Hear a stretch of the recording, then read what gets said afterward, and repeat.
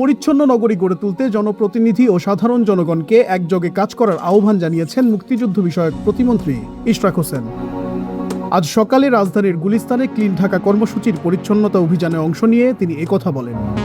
ইশরাক হোসেন বলেন, একটি আধুনিক শহর গড়তে হলে রাষ্ট্রীয় উদ্যোগের পাশাপাশি নাগরিকদের ব্যক্তিগত সচেতনতা অত্যন্ত জরুরি। বিশেষ করে নিজ নিজ আঙিনা পরিষ্কার রাখার দায়িত্ব প্রতিটি নাগরিককে নেওয়ার অনুরোধ জানান তিনি। আমার নিজেরও বহুবার হয়েছে, মনের অজান্তে আমি হাতের ময়লাটা, হাতের টিস্যুটা, হাতের প্লাস্টিকের প্যাকেটটা রাস্তার উপর ফেলে দিয়েছি, ড্রেনের উপর ফেলে দিয়েছি।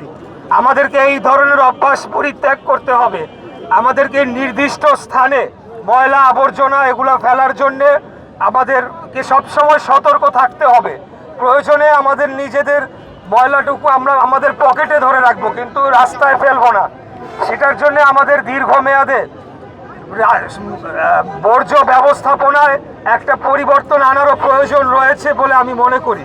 সেজন্য আমাদের সরকারকেও আগামী দিনে উদ্যোগী ভূমিকা নিতে হবে এবং আমরা নিব ইনশাল্লাহ।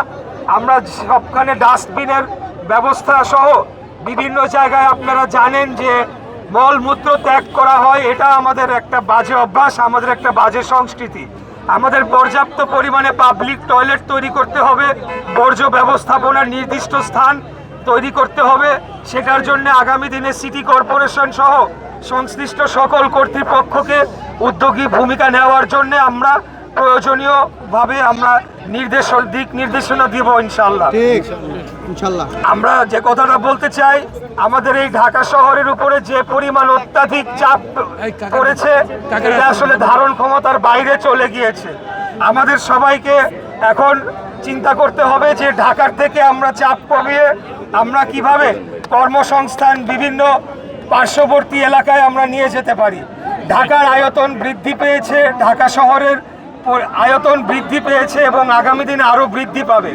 আমরা পরিকল্পিতভাবে যদি আমাদের এই যে বর্ধিত অংশকে গড়ে তুলতে পারি এবং যে অংশ ইতিমধ্যেই মানে একটা ব্যাপক মানে ঘন বসতিপূর্ণ ইতিমধ্যেই হয়ে গিয়েছে, সেখানে আমাদেরকে সচেতনভাবে নিজেদের নগরীর প্রতি যত্নবান হতে হবে।